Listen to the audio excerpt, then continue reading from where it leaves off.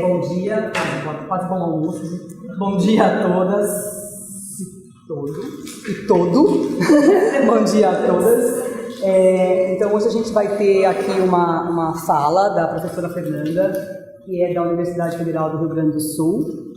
Isso, né? Uhum. E então ela veio para participar de uma banca aqui, ela trabalha com fisiologia vegetal e está envolvida nesse projeto então chamado Parenting Science e resolveu então falar para a gente um pouquinho, contar um pouquinho das suas pesquisas.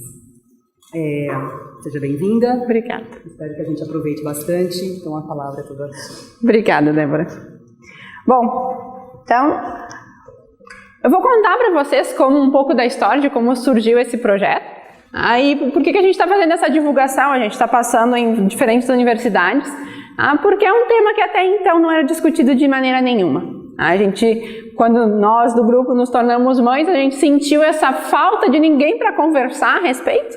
Então a gente resolveu criar esse projeto que começou como algo muito pessoal, muito pequeno e hoje teve desenvolvimentos que a gente nem esperava que acontecesse.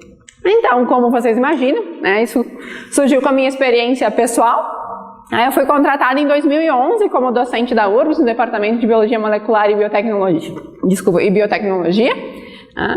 E aí, na época, eu tinha 30 anos, e é uma fase bastante complicada para a mulher que quer ter filhos, porque a gente começa a pensar quando que isso vai acontecer. A gente tem prazo de validade, não dá para ter filho a qualquer momento, mas a gente sabe que as coisas vão mudar quando os filhos chegarem, então é algo que não é uma decisão simples. No meu caso, meu primeiro filho nasceu em 2013, quando eu tinha 32 anos, e depois em 2015 nasceu meu segundo filho, quando eu tinha 34 anos.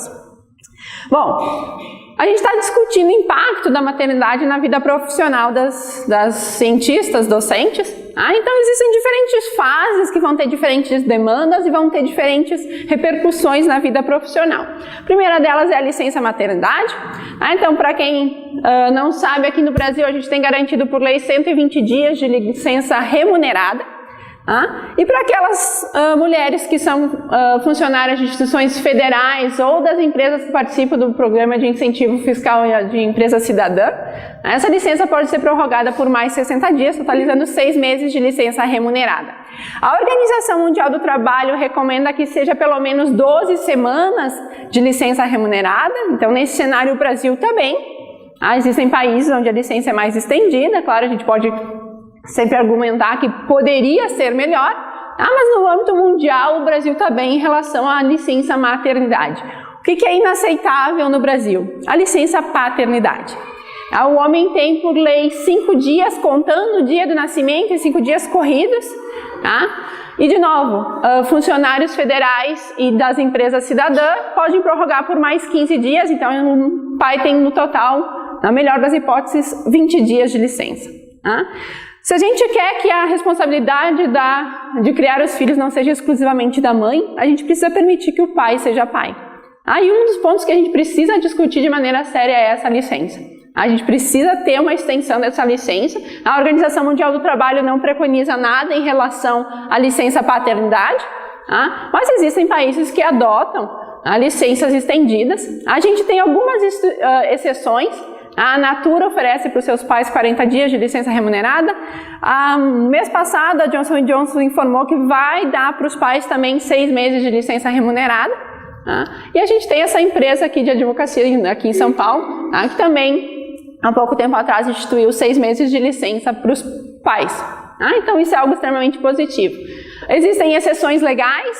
Há pouco, ainda esse ano também, acho que em março, um pai que é servidor federal, foi pai de gêmeos e ele conseguiu na justiça a concessão de 6 meses de licença também. Mas a gente não pode viver de exceções. Aí quando a gente está falando de impacto na vida profissional da mãe, esse ponto aqui é extremamente importante e precisa ser discutido. Bom, para quem ainda não é mãe, existe uma diferença bem grande do que a gente espera que vai ser a licença maternidade e o que de fato é. Então, é um período de adaptação a essa nova vida, tanto a criança quanto a mãe está descobrindo o que é esse mundo da maternidade. Não existe livro no mundo suficiente para te deixar preparado para essa situação. E algo que é preciso também ser considerado é a questão da amamentação. A Organização Mundial da Saúde recomenda 6 meses em livre demanda, isso significa por quanto tempo e quantas vezes o bebê quiser. E de novo, para quem não é mãe, significa que vários dias o que tu consegue fazer é amamentar o bebê. É algo que demanda bastante, é algo que demanda uma dedicação exclusiva da mãe. Então, não tem como pensar que a mãe, durante a licença maternidade, possa estar envolvida com a carreira profissional. Nem deveria estar. Eu tinha, antes do meu primeiro filho nascer, eu tinha feito uma lista de coisas que eu ia fazer durante a licença maternidade. Eu queria terminar de escrever um artigo, a gente tinha uma aluna de doutorado que estava no meio do caminho, tinha dados para escrever. Logo depois do nascimento eu descobri que eu tinha sorte se eu conseguisse tomar banho e fazer uma refeição. Então não tem. Esses 6 meses são e devem ser dedicados à criação do filho. Mas aí a gente pensa, 6 meses, a gente consegue recuperar isso facilmente quando a gente voltar, depois da licença maternidade. Aí então é um outro âmbito de impacto que a gente tem. Esse retorno à vida profissional depois da maternidade também é um período bastante difícil. A gente tem uma série de decisões que a gente precisa tomar. Quem é que vai ficar com a criança? Como é que vão ser os cuidados? Eu vou conseguir me dedicar normalmente, como eu me dedicava anteriormente às atividades? No meu caso em particular, tanto para mim quanto para meu marido, era importante que nesse primeiro ano de vida dos guris a gente estivesse presente o mais tempo possível. Então o que a gente fez? Ele também é pesquisador na universidade, então a gente se revezava. Quando os guris ficaram em casa até completar 1 aninho, quando eu tinha que dar aula, ele ficava em casa, quando ele tinha que ir, eu ficava, e assim foi. A gente está falando de carreira científica, de fazer pesquisa, mas aqui no Brasil isso é desenvolvido basicamente dentro das universidades, onde a gente tem um cargo de docência. E nessa disputa entre docência e pesquisa, a docência não tem como sair perdendo. Então, nesse primeiro ano, depois que meu primeiro filho nasceu, eu estive de licença e no retorno da licença eu consegui me dedicar à docência. Eu ainda estava em estágio probatório, eu tinha uma carga mínima que eu precisava cumprir. Então não teve como nesse primeiro ano eu conseguir me dedicar de maneira satisfatória à pesquisa. E obviamente isso teve um impacto. Então, o primeiro impacto que a gente sente é na produção científica. Então eu peguei minha vida em números de publicações. Então, durante meu pós-doc, aqui foi o ano que eu fui contratada, vinha numa ascensão, esse foi o ano que nasceu meu primeiro filho, e aí isso aconteceu.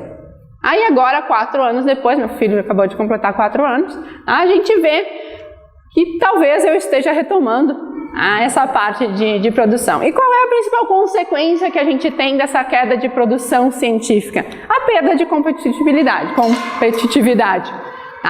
Então, até o nascimento do Bruninho eu tinha ganho 4 editais de pesquisa, um internacional, 2 regionais, e eu tinha ganho universal. E depois disso, todos os meus pedidos ao CNPq, tanto de bolsa quanto de editais de pesquisas, foram negados.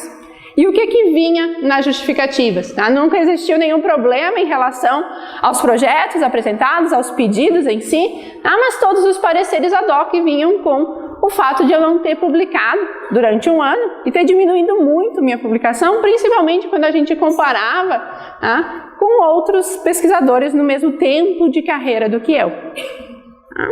Então, isso foi o primeiro impacto que eu senti, mas o que acontece?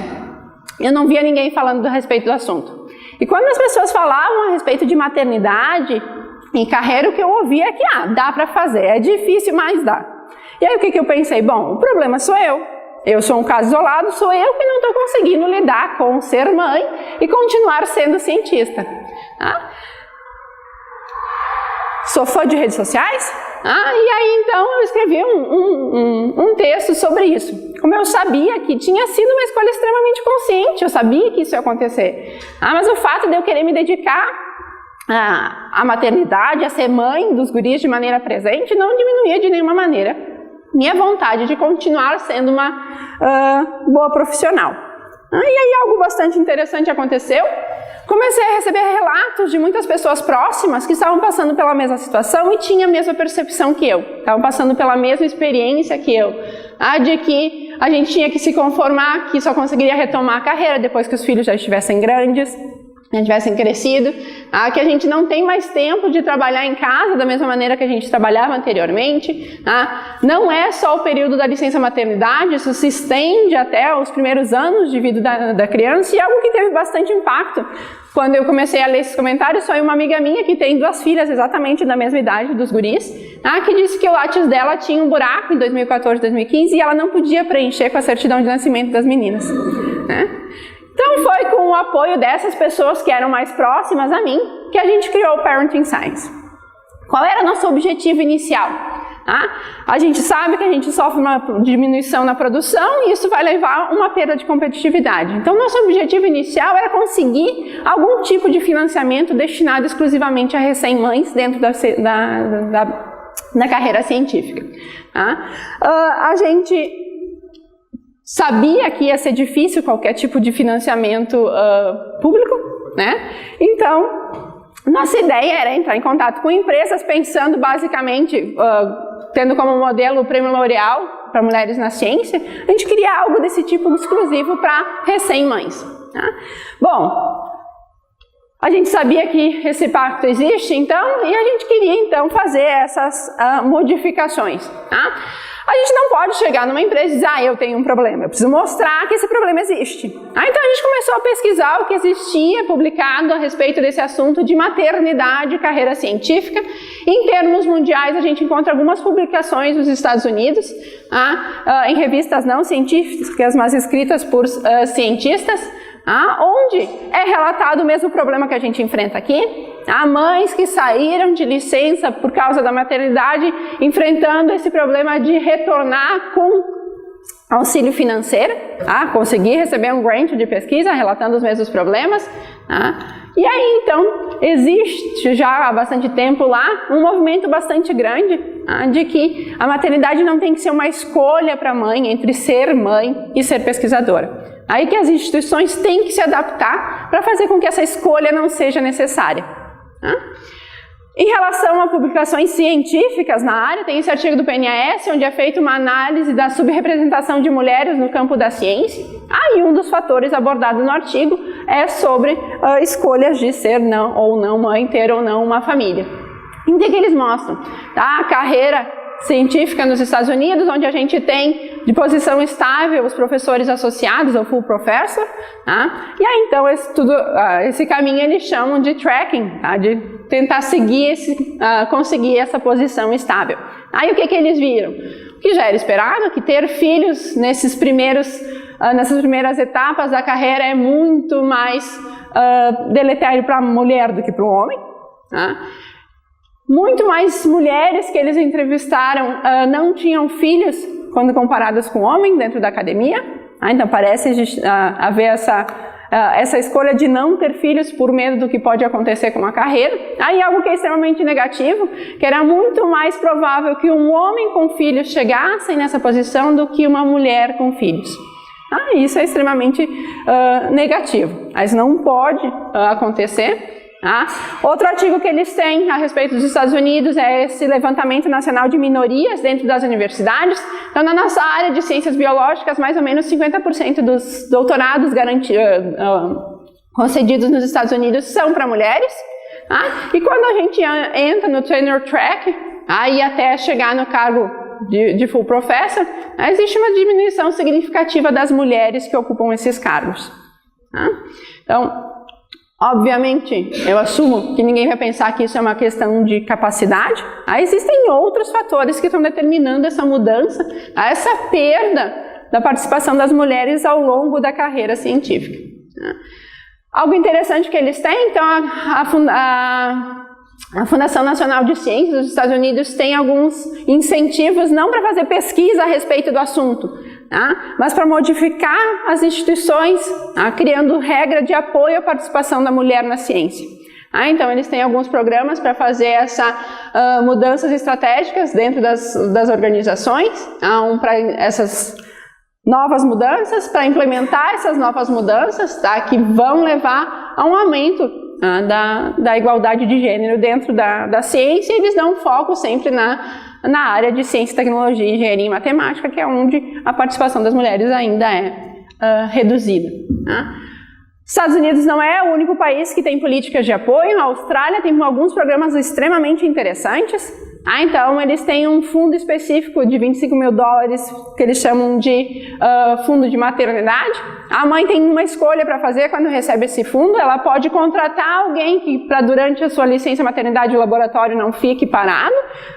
Ou ela pode usar essa verba quando retorna da licença maternidade, como um grant de pesquisa para continuar desenvolvendo o trabalho. Algo bastante interessante que eu encontrei que eles têm de política é uma das principais coisas que acontece para quem é recém-mãe, tem filho pequeno, é não participar de eventos distantes de casa. Essa é uma limitação bastante grande. Então, eles oferecem esse incentivo de $1.000 para qualquer despesa que a mãe tiver extra em participar desses eventos científicos. Isso tem um impacto bastante grande, porque a mulher acaba perdendo um pouco de visibilidade por estar sumida do mundo acadêmico. Aí isso ajuda. Porque não adianta, é uma logística enorme de conseguir levar um filho junto ou ter alguém que vai cuidar do teu filho quando está longe ou dentro de um evento científico.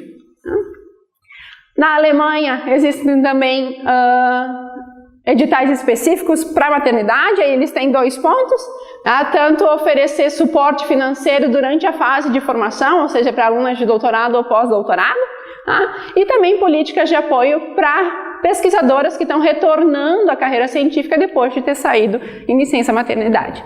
Então, são políticas que são extremamente válidas e que a gente precisa discutir a respeito. Qual é a situação dentro do nosso país? Muito se discute a respeito de desigualdade de gênero dentro da ciência. Posso que vocês conhecem a Márcia Barbosa, que é uma das principais vozes que a gente tem. Ela é diretora do nosso Instituto de Física lá da URGS. Então, muito se tem falado a respeito de desigualdade de gênero na ciência. Vocês devem ter visto o relatório que saiu há pouco tempo atrás da Elsevier, que foi lançado no Dia da Mulher, onde eles mostram que a participação das mulheres nas publicações aumentou significativamente aqui no Brasil. Foi um dos países onde teve maior aumento, mas mesmo assim a gente tem várias questões que ainda levam a essa desigualdade de gênero. Especificamente a maternidade, a gente não tem quase nada de publicações aqui no Brasil. Quando a gente vai buscar maternidade e carreira acadêmica ou científica, o que aparece são vários artigos e teses e trabalhos de conclusão, enfim, que focam em alunas de graduação e pós-graduação. Mas não existe nada que vai avaliar o impacto de uma docente, de uma mulher que já passou da fase de formação e agora tem uma carreira como cientista e pesquisadora. Alguns artigos científicos a gente consegue encontrar a respeito do tema de maternidade e carreira científica, mas não são artigos quantitativos e são focados sempre nas ciências sociais. Nunca é feita uma análise ampla a respeito de maternidade e carreira científica. O que a gente tem de dados que a gente pode discutir a respeito dessa situação aqui no Brasil? Consultando o censo que o CNPq libera todo ano, o último censo que a gente tem disponível é o de 2016, algo positivo. Somos 50% dos pesquisadores cadastrados no CNPq, então existem cerca de 100 mil e um pouquinho mais de 100 mil homens, 100 mil mulheres e um pouco mais de 100 mil homens cadastrados na plataforma do CNPq. Em relação à faixa etária, somos maioria na idade até 24 anos, isso se mantém, a igualdade se mantém em quase todas as faixas etárias e nas idades mais avançadas os homens têm um pouco mais de predominância em número de pesquisadores cadastrados. O que não é positivo que a gente pode tirar desse censo do CNPq? Posições de liderança de grupo. Naquelas faixas etárias onde a mulher é maioria do número de pesquisadores, nós somos a minoria que ocupam cargos de liderança. Isso vai se estabelecer, isso vai mudar, e a gente vai atingir igualdade na faixa etária acima dos 45 anos. Então a gente precisa levar em consideração, obviamente é uma análise complexa que justifica essa mudança que a gente vê de distribuição entre pesquisadores e líderes, mas a gente precisa considerar que essa é a faixa etária onde a mulher vai decidir ou não ter filhos. O que mais que a gente pode avaliar? Os dados de 2006 ainda não foram computados pelo CNPq, então eu não tive acesso, mas em 2015, as bolsas de produtividade, que com todas as suas ressalvas são uma menção de mérito dentro da carreira científica, só 36% são ocupadas por mulheres. Eu fiz o cálculo dentro da URGS dessas bolsas novas que a gente teve o resultado há pouco tempo, e 38% só foram concedidas a mulheres. Então a gente tem essa diferença bastante significativa. E algo que também precisa ser analisado é a idade onde os pesquisadores entram nesse ciclo de bolsa de produtividade do CNPq. Enquanto a maioria dos homens ganha a bolsa entre 45 e 49 anos, há um deslocamento na idade das mulheres. Elas entram nesse mundo de excelência, digamos assim, a partir dos 55 anos de idade. Então, de novo, a gente precisa discutir o que acontece nesse período que atrasa a carreira da mulher, pelo menos no reconhecimento que é dado em relação à ciência. Bom, então, a gente fez esse levantamento e não existiam os dados que a gente precisava. O que a gente fez? Hoje em dia, graças ao Facebook, a gente pode acompanhar a vida das pessoas. Então, a gente tinha várias pesquisadoras ao nosso redor, que a gente sabia que era a mãe, conseguiu descobrir quando que o filho tinha nascido. Aí a gente fez uma análise inicial. Aí aquilo que aconteceu na minha carreira, a gente viu que era uma tendência, tá? Isso aqui é um número reduzido, são mais ou menos 20 mulheres que a gente fez esse levantamento. Mas acontece a mesma coisa em relação à produção científica. O primeiro filho nasce, a gente tem essa queda. Mas a gente quer dados significativos, a gente quer saber como é o panorama nacional. E foi por isso, então, que a gente abandonou um pouquinho a ideia de buscar financiamento diretamente e o Parenting Science se tornou um projeto de pesquisa. A gente cadastrou um projeto de pesquisa porque precisava passar pelo comitê de ética para fazer o questionário que a gente queria aplicar. Então a gente tem disponível online esse questionário para traçar um perfil das mães pesquisadoras daqui no Brasil. O que a gente quer com esse questionário? Descobrir quando que ocorre a maternidade em relação à carreira científica, a carreira profissional das mulheres, se realmente aquele impacto que a gente viu nesse grupo pequeno que foi analisado é geral, saber se de fato também existe esse impacto na produção que vai levar a uma diminuição na obtenção de financiamento e bolsas. E algo extremamente importante quando a gente está pensando em políticas de apoio é quanto tempo esse impacto dura. A gente está falando de 2, 5, 10 anos.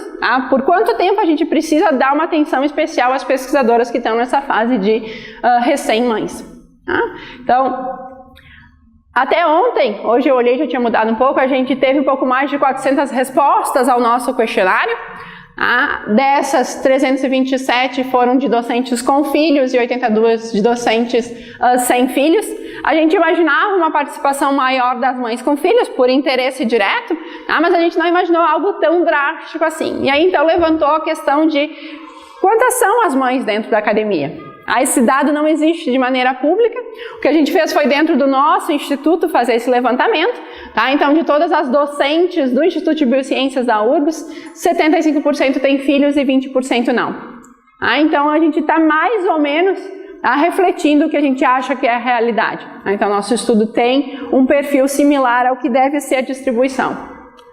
Outra coisa que era importante para a gente queria uma representatividade nacional. A gente quer saber o que acontece em todo o país. Então vocês têm aqui as regiões, obviamente numericamente a participação da região sudeste e sul é maior. Mas quando a gente corrige essa participação pelo número de pesquisadores cadastrados por essa região, a gente tem uma distribuição mais igualitária. A gente tem uma participação muito grande da região centro-oeste. A gente ainda está coletando o questionário, a gente ainda está coletando as respostas. Então, a gente espera conseguir manter essa distribuição. Bom, o que eu tenho de dados preliminares para mostrar para vocês a respeito desse questionário? A primeira coisa é quando ocorre a maternidade. Então a gente fez um levantamento de quando nasceu o primeiro filho em relação ao tempo de contratação. A grande maioria das mulheres tem filhos entre o segundo e o terceiro ano após serem contratadas dentro das universidades, a média é de 2,8 anos após a contratação. E a média de idades é de 32 anos. E por que isso é relevante? Se a gente for olhar a idade onde a gente tem uma maior contratação dos docentes dentro da universidade é de 30 e 34 anos. Então vai ter sempre essa sobreposição entre estar iniciando uma carreira e ser mãe. Isso obviamente tem um impacto muito maior do que se a mulher fosse ter filho quando já estivesse estabelecida dentro da carreira profissional. A gente faz uma análise bastante grande a respeito de produção e tudo mais, mas a gente também sabe que isso não é só uma questão da mulher ter retornado da licença e estar se dedicando. Os cuidados com o filho e a rede de apoio é algo extremamente relevante, se a gente vai pensar em quanto a mulher vai conseguir se dedicar à carreira profissional. Então a gente pergunta no questionário quem é que cuida da criança quando ela não está em escola ou creche, enfim, com cuidado de terceiros. Algo que ainda não é nem um pouco animador, a mais da metade das mulheres é a única cuidadora do filho, sem participação de família ou do pai da criança. Existe uma pequena porcentagem onde elas declararam que tem ajuda, enfim, a participação do pai, mas por um tempo limitado. 34% diz que divide igualmente as funções entre mãe e pai, ou os dois pais, enfim, as duas mães. E um número muito pequeno tem alguém externo à família cuidando da criança. Qual é a consequência desse fato de a mãe ainda ser a única cuidadora? A gente pergunta se ela consegue trabalhar em casa. Vocês que são da nossa área sabem que nosso trabalho não é das 9 às 5. Então, o que eu costumava fazer? Enquanto eu estava dentro da URBS, eu me dedicava exclusivamente ao laboratório. Quando eu ia para casa, eu preparava a aula, corrigia a prova e tudo mais. E é impossível isso agora. E isso é o que é relatado. Então a gente tem quase metade de todas as docentes que responderam ao questionário dizendo que não conseguem trabalhar em casa, ou muito raramente, ou com muita dificuldade. 20% diz que consegue realizar tarefas simples, ou que demandam pouco tempo e principalmente pouca atenção, porque é constantemente interrompida pelos filhos. Aqui são 20% disseram que conseguem trabalhar só depois que os filhos dormirem ou de madrugada. Isso gera um desgaste físico muito grande. E 14% disseram que conseguem trabalhar normalmente. Então, isso aqui é algo que tem uma influência muito grande na produtividade. Então, a gente precisa considerar isso também quando a gente está avaliando isso, avaliando esse tópico. A gente pergunta para as mães o que elas acham que aconteceu, qual é o impacto que a maternidade teve em relação à sua carreira profissional. Então a gente tem quase 80% das mães dizendo que teve um impacto bastante negativo ou negativo. Algumas relatam não ter tido impacto algum e um número pequeno um impacto positivo ou bastante positivo. Então, esse é um assunto que precisa ser discutido, porque a gente sabe que influencia de maneira bastante significativa. A gente não conseguiu chegar perto da parte de produção científica, porque o que acontece? Para o questionário ser enxuto e a gente não querer que a mãe passe 2 horas respondendo o questionário, a gente faz perguntas pessoais e depois pede o link do Lattes. Então, a gente vai ter que pegar todos esses currículos e fazer análise da produção em decorrência do nascimento dos filhos. A gente não conseguiu tocar nisso ainda, e vai ser um trabalho bastante grande, mas que eventualmente a gente vai conseguir completar. Então, o que a gente espera com esse questionário? Ter dados para causar mudanças. O desenvolvimento de estratégia de apoio, para auxiliar nessa conciliação entre ser mãe e ser cientista, e focando principalmente em embasar políticas e ações que sejam voltadas a garantir que essa docente, essa pesquisadora, quando retorna à vida científica, não sofre esse impacto. Não é fácil, e como a gente mencionou antes, a gente vai buscar parcerias para isso, e devido à nossa condição de financiamento da ciência como um todo, a gente tem nas parcerias privadas a melhor chance de conseguir alguma coisa.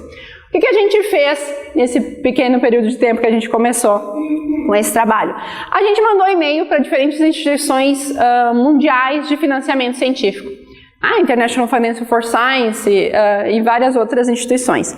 Vários responderam que entendiam que era uma causa importante, que a gente precisava dar uma atenção especial e tudo mais para as recém-mães, mas nada muito direto. O que a gente teve de extremamente positivo? Quando eu entrei em contato com a Academia Mundial da Ciência, que é uma sociedade que é baseada na Itália, eles responderam que a sociedade tinha sofrido do governo italiano também uma redução de custos bastante grandes e que eles não poderiam oferecer nenhum tipo de auxílio financeiro a desenvolver um grant de pesquisa para recém-mães. Mas o que eles se propuseram a fazer? Junto com a gente, criar uma proposta que eles levariam aos seus contribuidores. A grande parte do financiamento que a sociedade tem vem de doadores privados, tá? Doação particular. Aí eles se propuseram então a fazer essa proposta, a ter essa estratégia para apresentar para potenciais doadores, a gente criar um fundo de financiamento de pesquisa específico para recém-mães. Bom, o que a gente precisa de mudanças?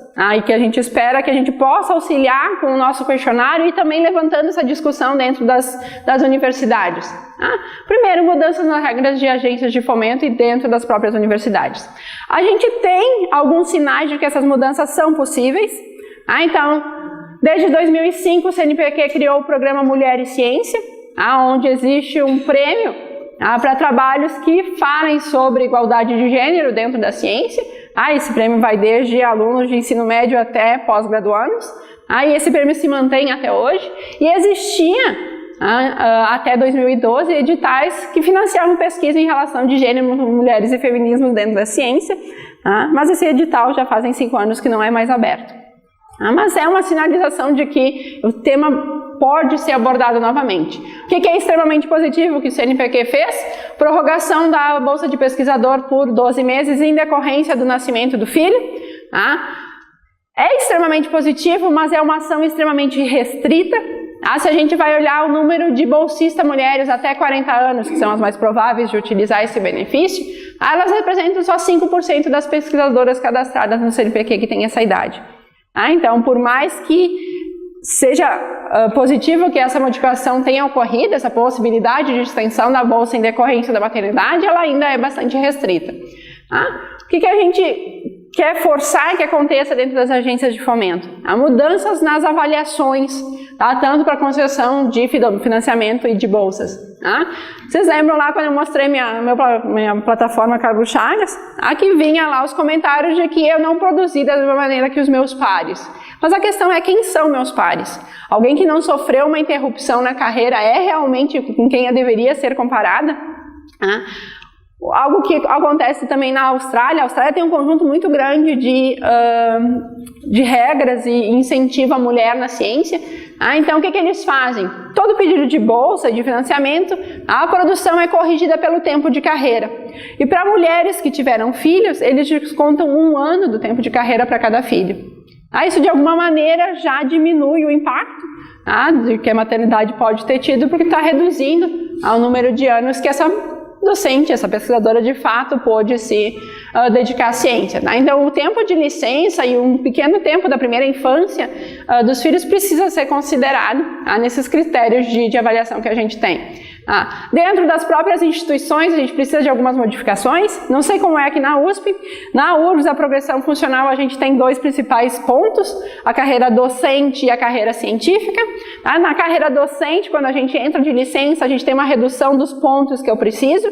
Então, eu preciso, para ter a progressão entre os níveis de docência, ter 32 pontos. Se eu tive licença, eu preciso ter só 24.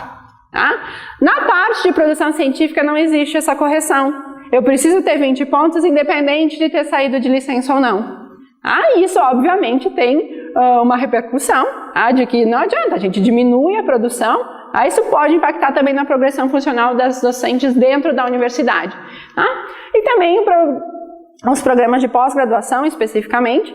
Geralmente, a organização dos programas envolve docentes que são chamados permanentes e colaboradores.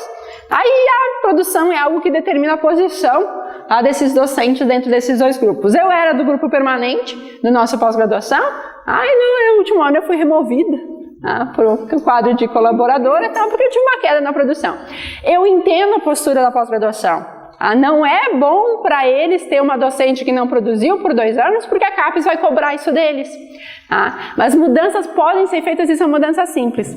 Num dos seminários que a gente apresentou no Hospital de Clínicas, lá em Porto Alegre, que eles têm um programa de pós-graduação em medicina, o que eles falaram que eles fazem lá? Então, a plataforma Sucupira, para quem não sabe, é onde as pós-graduações colocam todos os dados para enviar para a CAPES para serem avaliadas. Então, o que eles colocam na plataforma Sucupira deles? Uma observação de que docentes tais estavam em licença maternidade e, apesar de terem apresentado uma redução na produção, foram mantidas no corpo do docente permanente. Isso é algo simples. Isso não exige financiamento, isso não exige mudança, nada muito drástico. É uma norma simples que pode ser implementada de conceder à pós-graduação essa flexibilidade de manter no seu corpo de docentes alguma docente que tenha tido alguma queda na produção em decorrência da maternidade. E, obviamente, isso não é exclusivo da carreira científica. Se a gente quer que a maternidade não seja algo tão impactante na carreira da mãe, a gente precisa permitir que o pai seja pai. Aí a primeira mudança que a gente precisa é na licença paternidade. A gente não pode aceitar que o pai tenha 5 dias de licença. Isso é inconcebível. Aí não é a realidade em muitos lugares do mundo. Nosso questionário, só para a gente encerrar, ele é voltado basicamente para a produção científica. Mas a gente tem lá no final do questionário um campo onde a docente, a pesquisadora, pode escrever o que ela quiser. Dar seu depoimento, fazer sugestões ao questionário, enfim. E foi bastante surpreendente para a gente que a grande maioria das pesquisadoras que preencheram o formulário preencheram esse campo. Contando da sua experiência, como tem sido a maternidade em relação à carreira científica. Quais são as linhas comuns em quase todos os comentários que a gente tem, que a gente recebe nesse campo? Falta de empatia dentro das instituições.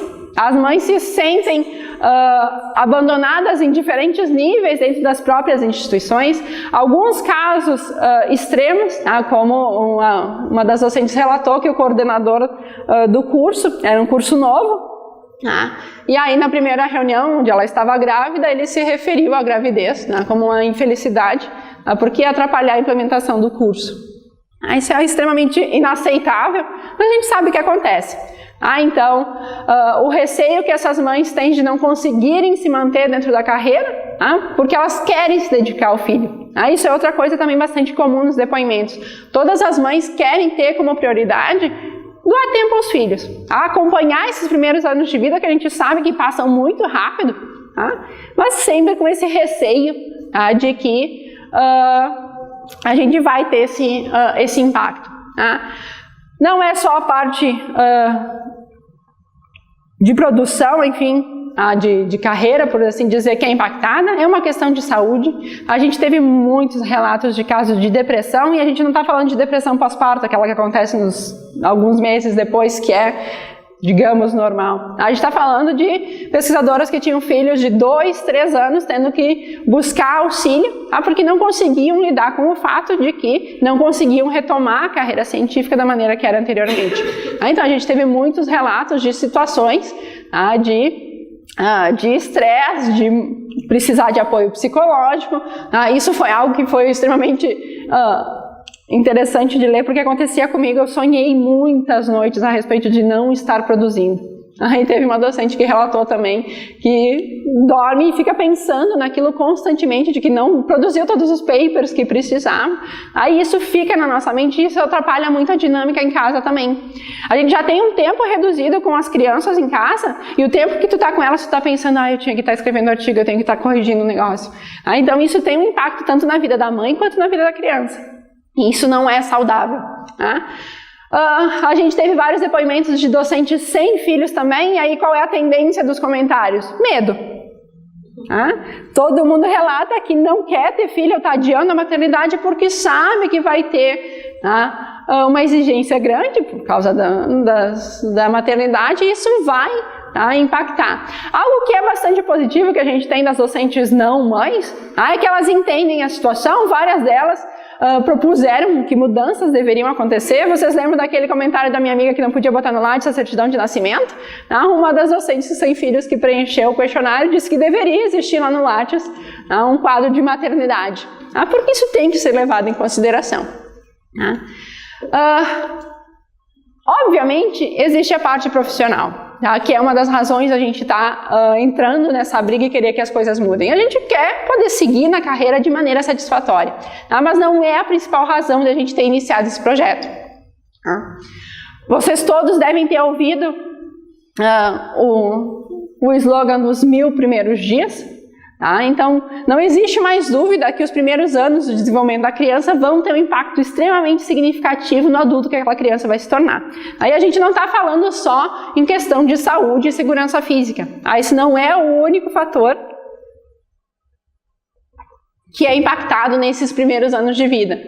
Já se sabe que todo o desenvolvimento de competência, seja emocional, social, cognitiva, tá? É modulado também nesses primeiros anos. Aí tem uma influência muito grande da interação que os pais têm com os filhos.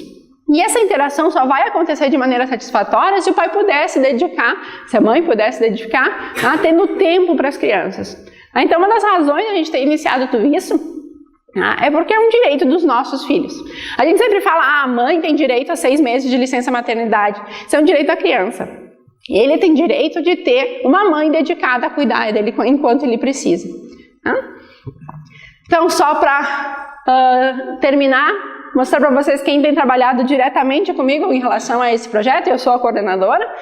Dentro da URGS, a gente tem a Lívia, que é do meu próprio departamento, lá da Biotech, e a doutora Aida Schwartz, que é do departamento de genética e do Hospital de Clínicas. Fora da URGS, a gente tem mais alguns docentes que têm nos ajudado. O Felipe é professor da Federal de Santa Maria, a Adriana é professora da Fundação de Ciências de Saúde lá de Porto Alegre, a Ali é docente da Universidade Federal do Pampa, a Rossana é docente da UESO, no Rio, e da Unigran Rio. Então é isso que tem sido principalmente o meu suporte. Acreditem, já existiram muitas lágrimas no decorrer desses meses que a gente divulgou o projeto.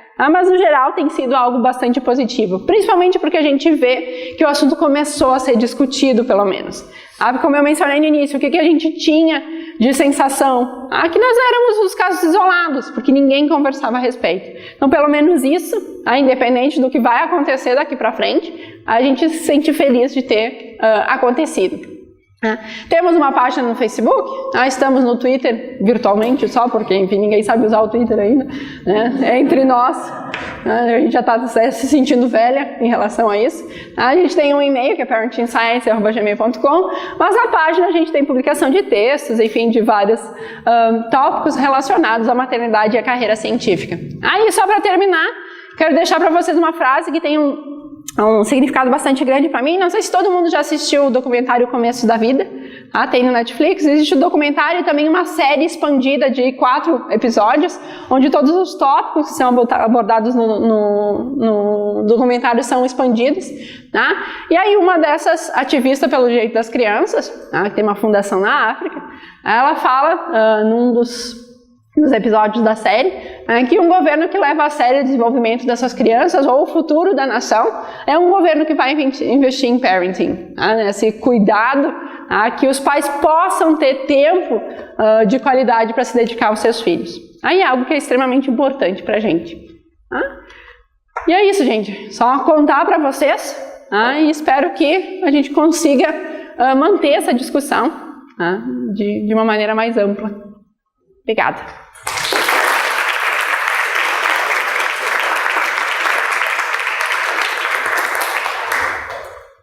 Fernanda, todas nós agradecemos. Temos aí um tempinho para pergunta. Não, tranquilo.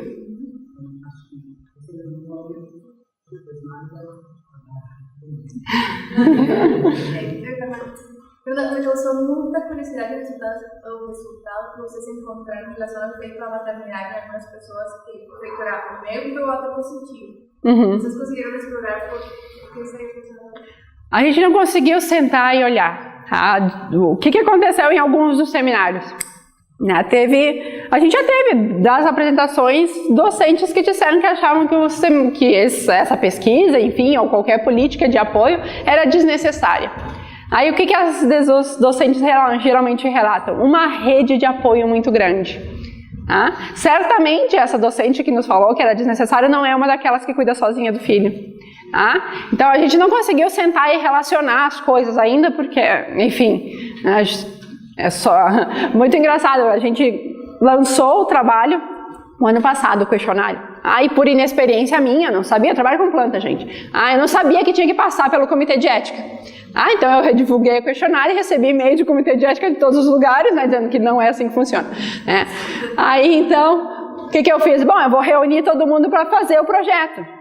Mas aí eu passo o tempo inteiro dizendo que a gente não tem tempo de trabalhar e eu reuni 10 mães para tentar resolver isso. Então demorou um ano para a gente conseguir fazer o projeto, aprovar no comitê de ética, conseguir liberar. Então a perspectiva da gente analisar com detalhe todos os dados que a gente tem vai demorar um tempo. O Canadá lançou há um tempo atrás um fundo de ações locais e a gente submeteu um projeto para esse fundo. Eu entrei em contato, expliquei o que era o projeto, e uma das coisas que a gente pede de auxílio financeiro é ter um aluno para poder nos ajudar. Ainda não saiu o resultado, então de repente a gente tem uma ajuda extra. Porque é importante fazer essa análise. Se aquela que disseram que é positivo, são realmente aquelas docentes que tiveram uma rede de apoio muito grande, tem o pai de maneira presente na vida dos filhos, que a gente viu que infelizmente não é a realidade que a gente tem para a grande maioria. Algo também que a gente sabe que influencia é aonde essa docente foi parar, em relação à sua instituição de origem. É muito mais fácil para uma docente não ter um impacto tão grande quando ela ficou dentro da instituição de origem dela, do doutorado, porque ela já tem uma rede de colaborações bastante grande. Há docentes que tiveram que mudar de instituições, de estado, não é tão simples assim. Então, todas essas informações a gente tem, a gente só precisa conseguir relacionar elas. Porque, por exemplo, 14% das mães falam que não tem nenhuma dificuldade de trabalhar. E aí uma coisa que ocorreu é que, assim, perguntar para essas mães na oportunidade como que é esse contexto, né? Qual que é a idade dos filhos. E o que elas fazem, porque às vezes tem coisas simples que podem ser divulgadas que contribuem para em outros contextos, né? Então, por exemplo, eu estou dentro daquela faixa de madrugada, então eu nem teve ADR, porque eu não estou achando mais justo trabalhar só de madrugada para conseguir dar conta das coisas. Eu também não estou na categoria de docente ainda, sou de pós-graduação. Então, assim, também criar essa rede dessas pessoas de informação, porque eu faço parte de vários grupos de mães, mas acadêmicas sou só eu. Então, aí às vezes tem coisas muito simples que facilita esse processo assim. A maioria das mães descreve a relação com os filhos, tanto de cuidados, naquele último campo que a gente tem de questionário, do questionário, aquele campo livre. Então a gente pode ter já essas informações lá. Eu passei os olhos, mas a gente está falando de 400 questionários, eu passei literalmente os olhos, assim, né? Então a gente talvez já tenha essas informações. Então vai ser o tempo de conseguir divulgar. Só um adendo que tu disseste que é de aluna de pós-graduação. A gente recebe muitos relatos através da nossa página de alunas, de discentes, né, que são mães, dizendo, por que a gente não foi incluída no grupo de vocês? Primeira coisa é que não dá para abraçar o mundo, gente. A gente precisa focar em alguma coisa, senão a gente nunca vai terminar esse trabalho, né? Mas a gente entende. A gente até realizou na Faculdade de Educação lá da URGS semana passada um evento onde as discentes estavam presentes, as discentes mães. Aí elas estão fundando uma associação que elas chamaram de AMU, Associação das Mães Universitárias. Se procurar no Facebook, ela já tem uma página. Que elas também estão se organizando, porque, eu não sei como é que na USP, mas a URGS tem uma falta de política gigante em relação a discentes, tanto de pós quanto de graduação. Não tem nada mais negativo para as mães da comunidade do que deixar sem crédito, né? Sim. Isso é uma falta de respeito com a comunidade feminina. Sim. E não tem essa. Então, para mim, não existe política de apoio. De apoio nenhuma dentro da USP. Se a creche é um direito fundamental da mãe e da criança. Mas lá na URGS, a gente tem uma creche só e ela é só para servidores. A docente, alunas de qualquer nível não têm acesso. Então já é mais restrito ainda. E coisas de todos, elas relataram coisas absurdas que eu tive que me meter em algumas coisas, né? Como se eu não tivesse trabalho suficiente. Mas uma delas relatou de vários episódios que as discentes com alunos de colo não puderam entrar no RU, no restaurante universitário. Gente do céu, eu fiz um escândalo, né? E aí, eu recebi um e-mail da PRAE, que é a Pró-Reitoria de Assuntos Estudantis, dizendo que eles tinham mudado recentemente o estatuto interno para deixar claro que as discentes podem entrar com bebês de colo. Mas imagina, gente, quando a menina contou isso, eu falei pra ela, tu tens que entrar com processo na ouvidoria, isso não pode ficar quieto, mas elas se sentem intimidadas. Por isso que eu me meti, por isso que eu fui até a PRAE, a nossa Pró-Reitoria, eles disseram que já sabiam que tinha acontecido e tudo, e que eles tinham feito essa modificação. Foi engraçado que ela me disse, semana passada a gente mudou. Eu fiquei pensando, semana passada depois que a gente brigou, né? Mas tudo bem, tá lá agora no estatuto, no estatuto interno dos restaurantes que as alunas têm acesso com crianças de colo. Mas a gente precisa escrever isso em algum lugar, né? Eu queria fazer duas colocações. Uma, porque eu estou bastante envolvida há muitos anos na pós-graduação. Isso que você comentou é realmente muito simples, que nos obriga, a gente pode explicitar que docentes, que orientadoras permanecido com licença de maternidade. Acho que até isso seria bacana, que as coordenações se comuniquem de maneira que todo mundo faça isso, porque não adianta nada.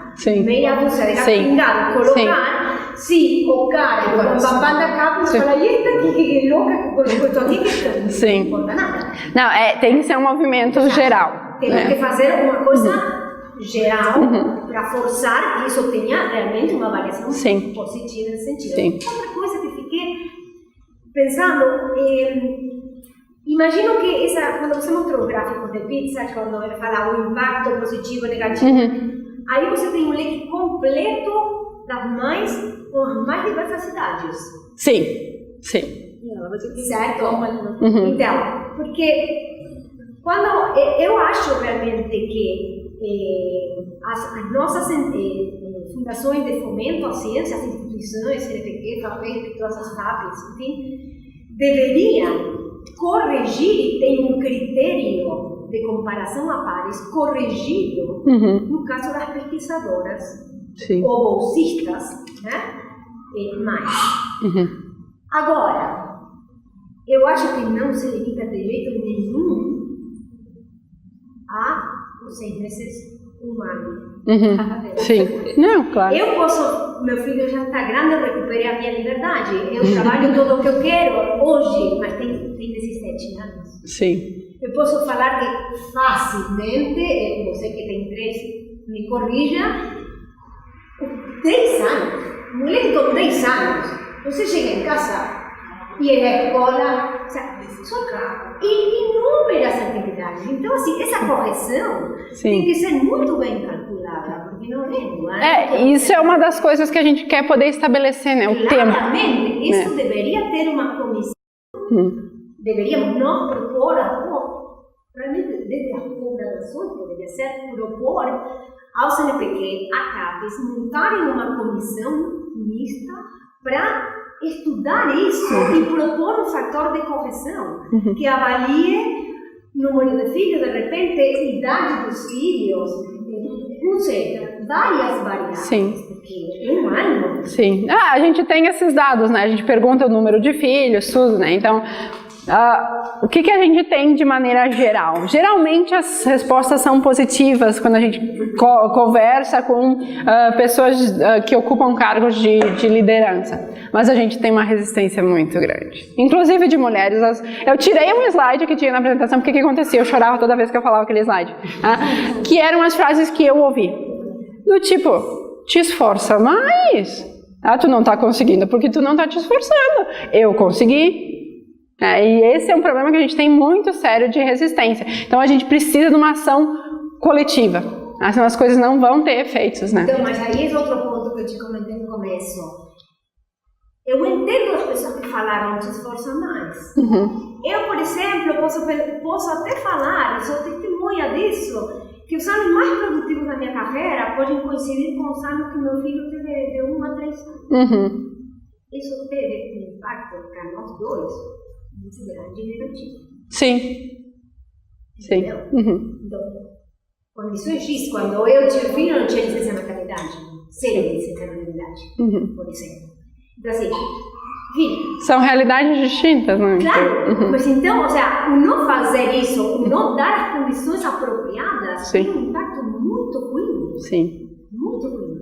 Mas isso, e também às vezes as pessoas têm problema de enxergar as coisas. Eu fiquei muito chocada nos seminários onde eu mostro esses dados. Tá? Vocês acham que as pessoas que sofreram impacto negativo são minoria? Eu mostro dados numéricos que não. E eu ouvi depois de apresentar isso, não, tu tá falando de minoria. Não, isso não acontece com todo mundo. Tá, gente? Então eu não tenho mais o que dizer, né? Olha, excelente sua palestra. Obrigada. Realmente muita informação, muito bem colocada, eu acho assim, para todas nós. E falando um pouco sobre esse assunto, eu fico pensando exatamente qual deve ser a abordagem que você deve fazer, por que isso é importante? Porque muitas pessoas vão dizer, isso é minoria. Então dizer, bom, coloca o nome no lugar então, e aí a gente vai continuar tendo ciência de que funciona. Sim. Consegue? Assim, em termos de efeito da produção final, que é talvez o que as pessoas vão olhar no fundo, eu acho que existem dois aspectos. Quer dizer, primeiro, se você coloca um homem no final para fazer, você simplesmente, quando você exclui as mulheres, seja de qualquer maneira que seja, por causa da maternidade ou por algum tipo de preconceito, e no nosso âmbito, é um âmbito muito importante isso, você está simplesmente jogando na lata de lixo 50% dos cérebros talentosos. Você jogou. E pra gente aqui, né, isso é muito importante, que nós somos catadores, pensadores de talentos, né, de cérebros para se desenvolver. A outra coisa que eu acho que é muito importante, que você toca um pouco ela quando você fala a sua palestra, que é essa criança que está nascendo e o quanto a gente está fazendo essa licença de maternidade, não pela mãe, pela carreira da mãe, mas sim pela criança que está nascendo. E essa criança é que vai ser responsável por pagar a sua aposentadoria no futuro. Sim. E ela que vai pagar a sua aposentadoria. Então, se nós mulheres, de repente, não decidimos, então vamos seguir nossas carreiras e não vamos ter filho, o que vai acontecer com essa sociedade? Não vai ter quem sustente essa sociedade.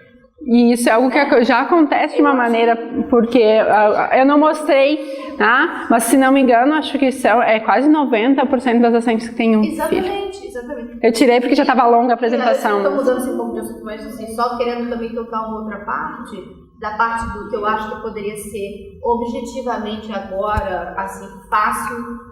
Mas, quer dizer, eu sei que é um caminho longo, mas talvez alguns processos. Essa história assim, do congresso, que você falou, que dão dinheiro para o congresso. Eu estou indo amanhã para um congresso que me deram $1.000 para eu pagar a passagem do meu filho. Assim. E chego lá, $1.000. E me disseram assim, você não precisa justificar, você só precisa dizer onde você vai gastar. Eu te dou $1.000 e não vou te dizer, e não te citar de recibo. Né? Isso assim, espetacular.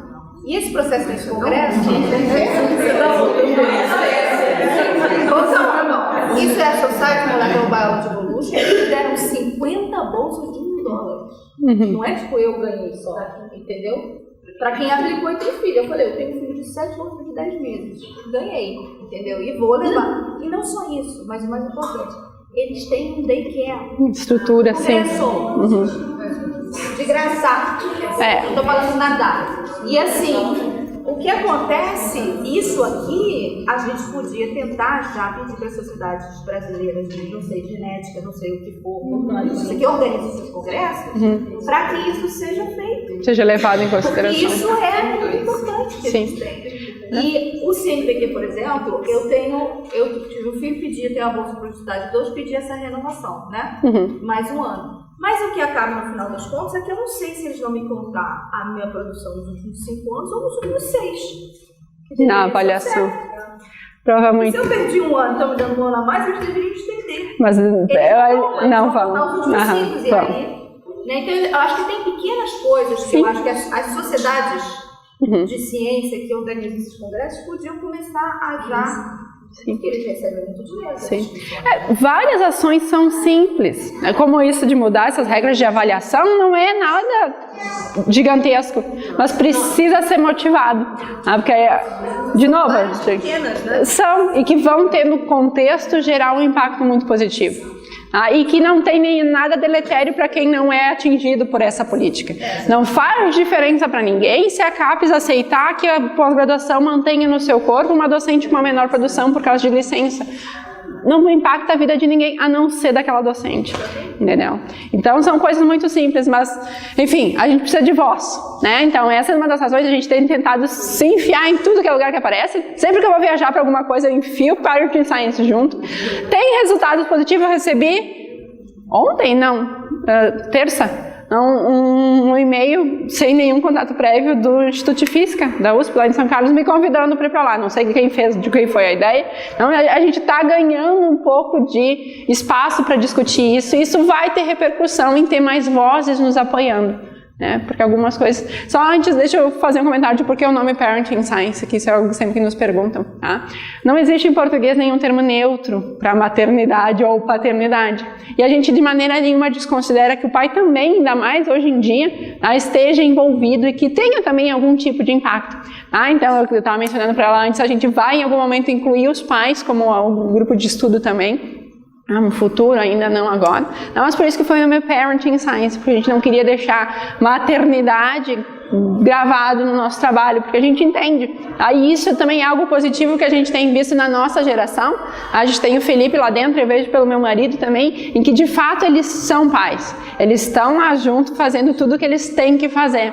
Isso também tem impacto para eles, reduzido, porque eles não têm os direitos que a gente tem, pelo menos da licença, então acaba reduzido um pouco, mas por isso o nome do Parenting Science, Também porque é bonitinho, a gente está Parenting Science, a gente está cuidando de ciência. Oi, Fernanda. Em primeiro lugar, muito obrigado pela palestra e por essa oportunidade.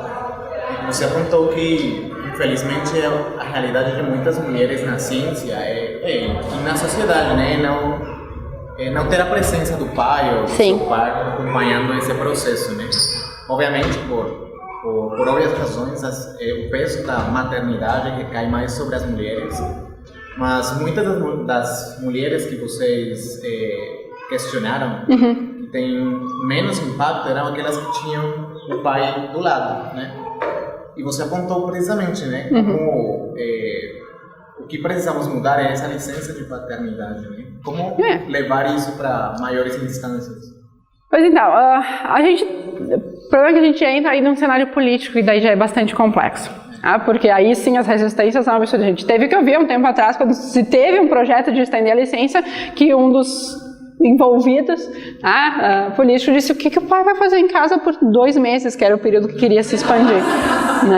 Então, a gente tem algumas lideranças políticas, algumas vozes políticas que são mais voltadas à nossa causa, que já entraram em contato com a gente, mas é algo extremamente difícil, porque aí a gente entra nesse mundo. A gente não está mais só falando de CAPES e CNPq, a gente está falando de mudanças de regras gerais aí. É difícil, mas é algo que a gente tem que discutir, gente. Isso não pode ser aceitado, isso, entendeu?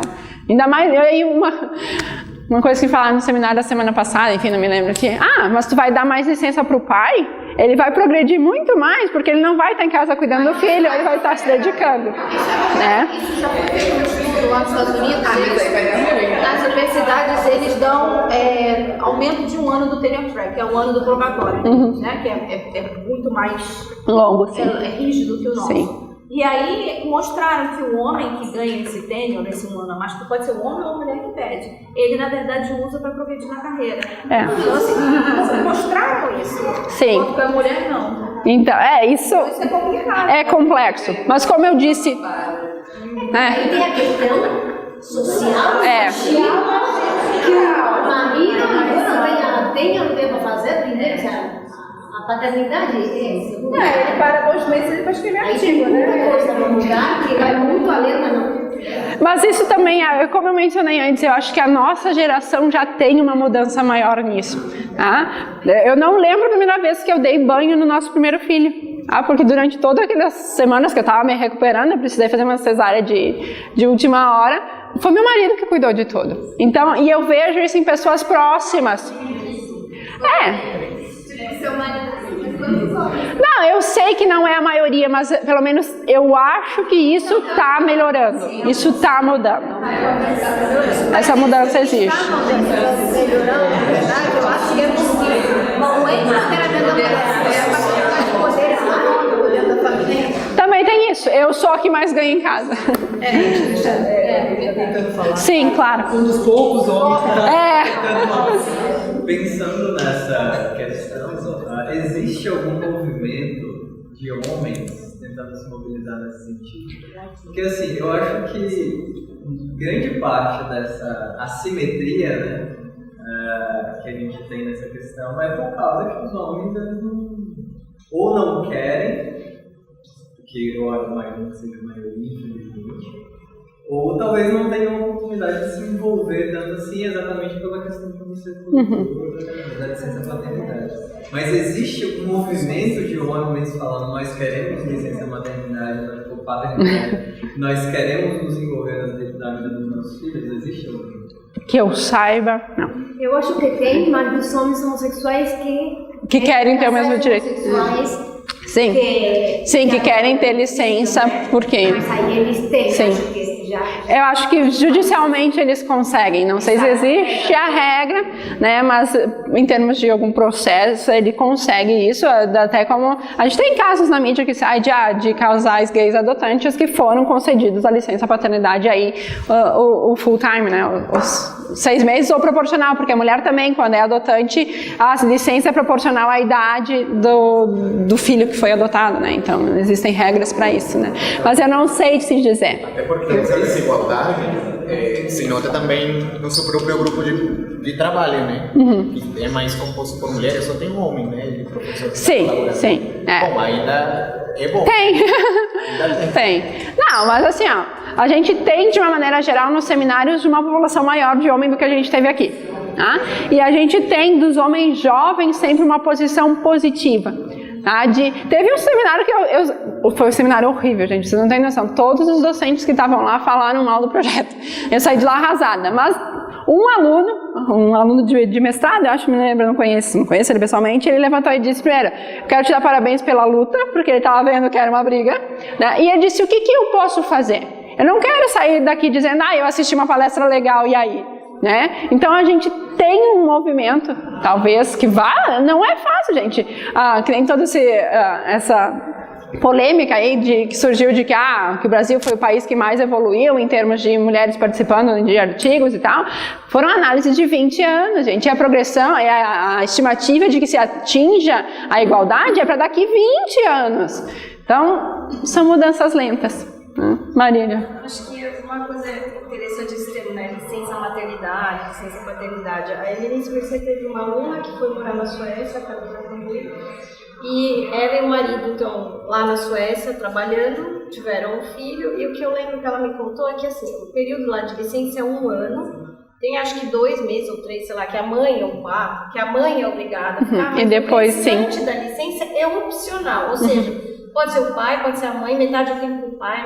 Então, assim, cria-se já uma coisa natural, eu acho, que fala, não, né, tudo bem, a obrigação, não é nem obrigação, assim, tipo, a mãe tem que a dedicação, ela sim. Alimentar e tal, a partir desse momento em diante é opcional. Então, eles se revezaram, metade do período dele ficou de licença e a outra metade era, então, acho que quando a licença, se existisse uma licença parental, meio que já mostra que não é o pai ou a mãe, os dois estão envolvidos, né? Tem vários países que adotam isso. Eu morei muito tempo no Canadá, lá também tem a mesma coisa, de permissão de 1 ano de afastamento, né? E aí também de poder ser dividido, né? E tem alguns países que vão mais longe, não sei se é a Irlanda ou a Islândia, que obriga o pai a pelo menos 60 dias, querendo ou não. Não sei como isso funciona na prática, né? Claro, ele vai tirar, mas a mãe ainda vai ter que continuar cuidando, não sei. Mas existe em vários países isso. Obrigada. Eu tô perdida já, gente. Claro. Eu sempre tive a impressão de que a etapa da maternidade na minha vida profissional foi muito diferente daquela que a minha orientadora mulher teve. E eu sempre tive a impressão de que vai ser diferente para minha aluna. Né? Então, eu sinto que assim, nos últimos 20 anos, eu não sei, nessa intervalo de 20 anos, mudou muita coisa e eu sempre associei com a forma como o mérito acadêmico está sendo avaliado, que é via produtividade. Isso é uma coisa que vim fortemente nessa. Então, eu vejo isso e pelos relatos aqui, ficou bastante nítido. Isso é um sintoma também desse mal maior, que é porque tem que avaliar o cientista pelo número de publicações.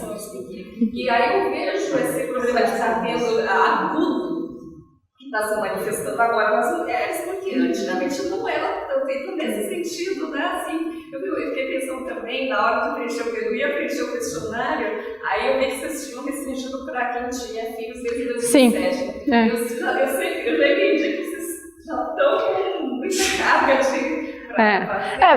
Imaginou, será que não seria legal também futuramente tentar entender como é que era das mulheres antes, né? Tentar passar, porque eu tenho certeza de que antes era um pouco mais leve, né? E vai ficar pior. E pode estar correlacionado com isso, essa forma de avaliar o cientista pela produtividade. Será que é por aí? Certamente essa é uma discussão maior do que isso, né? E a gente sempre tem isso também que surge, né? Não tem como não, de que se alguém, para ser bem sucedido na nossa área, tem que trabalhar das 7 da manhã às 7 da noite todo final de semana, isso não está certo. Independente de ser mãe ou quem for, né? Mas o problema é que isso ainda todo mundo ouve na pós-graduação, se não está sofrendo, não tá fazendo direito. Isso não está certo. Depois a gente tem os números lá que 50% dos nossos alunos sofrem de algum problema psicológico. É por isso, né? Então... Você fala que já teve gente que falou, eu consegui. Sim, não, são gerações distintas. A gente entende que com certeza são perfis distintos. A gente focou nos 10 anos por algumas razões. Primeiro por restringir, obviamente, porque a gente não tem como, né? Não, e outra porque a gente imagina que esse seja o principal período de impacto, né?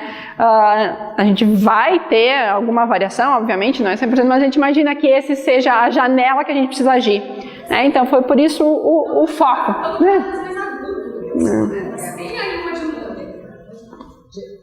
Eu queria fazer uma pergunta. Quando se faz um edital para um concurso, são os próprios docentes que vão contratar equipes? Sim. As instituições têm um conjunto de regras, geralmente de parâmetros que têm que ser atendidos, e o departamento se encaixa da maneira que julgar melhor, né? Então, por exemplo, tem um concurso aberto agora na URGS, Pro Litoral Norte? Litoral Norte? Não sei. A gente tem o curso de Ciências Biológicas Marinha, né? Ele é do nosso instituto, né? Mas ele funciona em outra cidade. Então o que acontece? A gente sai da URGS, lá de Porto Alegre, vai até Imbé para dar aula e volta. Então eles querem mudar isso, por isso são 12 vagas para esse edital específico do Litoral Norte. Então, por exemplo, nesse edital eu peguei para ler, né? Porque estou aí nessa vida. E eles garantem que a pessoa possa amamentar durante a prova, só que eles não dão tempo a mais da prova para essa pessoa. Sim, isso é uma regra... então assim, eles não garantem nada. Não, isso é uma regra geral. Agora, todo concurso tem que estabelecer isso, né? Que a mãe pode sair para amamentar. Isso foge do escopo do departamento, isso é uma regra geral. Mas o problema é o seguinte, você pode amamentar. Sim, tu não... Sim, eles não vão te estender o tempo. Gente, desculpa, mas a discussão tá ótima, mas eu tenho que cortar um pouco, porque você tem uma banca daqui a 1 hora. Tá? Eu vi que ela não para quieta na cadeira. Eu agradeço muitíssimo a sua... a gente tem que sair para sair. Eu agradeço imensamente a sua fala em nome de todo mundo, e acho que quem quiser contato com a Fernanda, eu acho que no cartaz estava lá o e-mail dela. Sim, tem meu e-mail. Eu pequei, por isso me inscrevam que eu mando. Se vocês colocarem Parenting Science no Google, só vai aparecer a gente. Tá? Então tem nossa página no Face, a gente tem e-mail, tudo. Eu agradeço a oportunidade de ter discutido, eu fico extremamente feliz que a gente tenha tido essa discussão. E vamos ver o que acontece daqui para frente, gente. Muito obrigada.